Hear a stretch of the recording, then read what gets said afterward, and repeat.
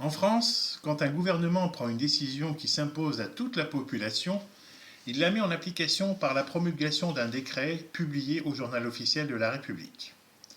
Ce sont les fonctionnaires, enseignants, agents administratifs, gardiens de la paix, agents SNCF, RATP, personnel hospitalier, etc., qui font respecter cette décision par sa communication, son contrôle d'application et éventuellement toute sanction nécessaire.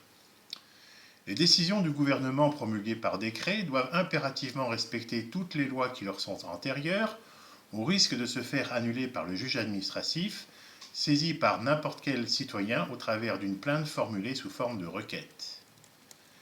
Les gestes barrières, le port du masque, le contrôle du pass vaccinal, l'incitation à la vaccination sont des décisions de contrôle sanitaire promulguées par le décret du gouvernement le 1er juin 2021 et non pas selon la loi du 31 mai 2021 comme beaucoup veulent le faire croire.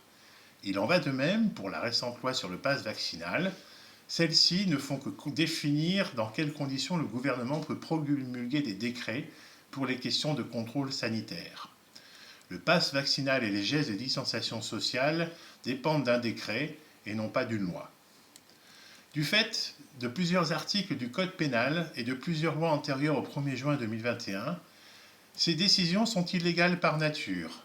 Acte médical imposé par des personnes n'étant pas médecins, violation du secret médical en demandant à faire dévoiler notre vaccination ou non, promotion d'un médicament expérimental, tel que notamment les mairies osent le faire, comme à Melun, Toulouse, Nancy et bien d'autres. Ce qui veut dire que tous les fonctionnaires qui suivent ces ordres du gouvernement appliquent des ordres illégaux. Faut-il alors saisir forcément le tribunal administratif ? Eh bien non.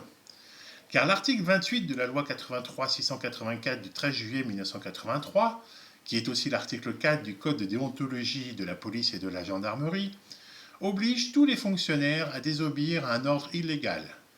Autrement dit, les fonctionnaires font office de juge directement sans devoir passer par une procédure judiciaire. Cependant, il n'en tient qu'à leur moralité et leur éthique. C'est exactement le dilemme qui s'est passé en France durant la Seconde Guerre mondiale. Autrement dit, tous les fonctionnaires qui font respecter les décisions de contrôle sanitaire du gouvernement sont dans la parfaite violation des lois de la République, notamment celles qui les concernent directement, et sont passibles de poursuites judiciaires pénales, de condamnations fortes par tout tribunal populaire qui se mettrait en place, comme ce fut le cas en 1944 et 1945. Les en informer est un droit et un devoir de tout citoyen vivant en France et respectant les lois. Faire le rappel à cette loi en leur disant « maintenant, vous savez » n'est plus que nécessaire.